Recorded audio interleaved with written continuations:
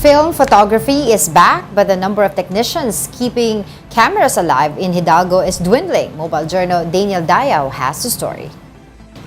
As film photography resurfaces among the youth, the technicians here in Hidalgo are becoming harder to find. Grainy-filled frames, faded tones, and soft imperfections. Film photography is back, capturing a new generation of creatives. And for many, it's not just the look, but the thrill of one shot and the process of developing.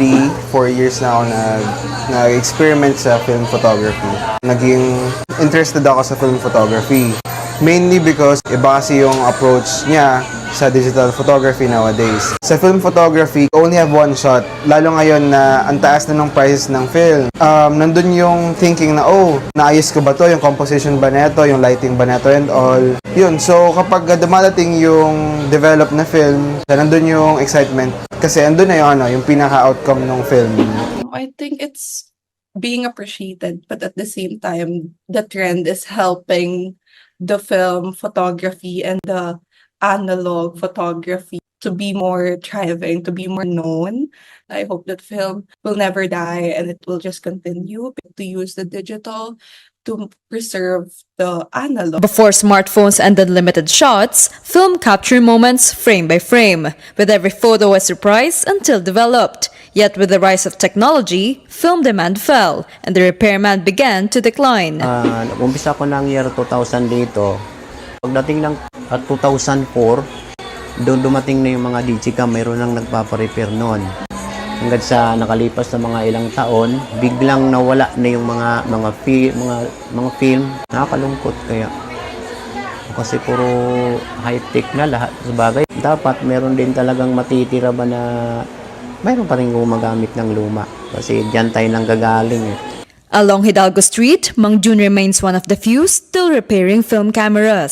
Sinasabihan ko yung iba na cellphone ng iPhone talaga napakamahal, di ba? Pero sabi ko, try mo magpa-develop ng kuha ng cellphone at saka yung sa camera. Doon mo talaga makikita yung pagkakaiba. Alam ko yung phone mo, ito, ang ganda nito. Pero kung di ka rin nakaranas talaga ng mga DPL, mga SLR, di ka pa rin talaga tatawagin na professional photographer. As more rediscover film, the future prepare rests on the youth, with Mang Jun hoping for the craft to continue before it completely fades. Kasi ako, di ko din alam kung ilang taon na lang din ako dito sa pagre-repair kasi may edad 56 na ako. Lalo sa mata ko, medyo nahirapan na rin ako. Kaya sana naman, sunod na generation, makita ako ba na repair shop na andun, di film pala yung ginagawa. Pero sa palagay ko parang malabo nang mangyari siguro.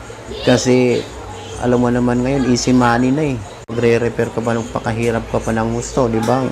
In the end, he emphasized, film repair is more than work, as it is history, encouraging today's youth to always look back where the trend began. Kapatid Mobile Journal, Daniel Dayao, we are One News.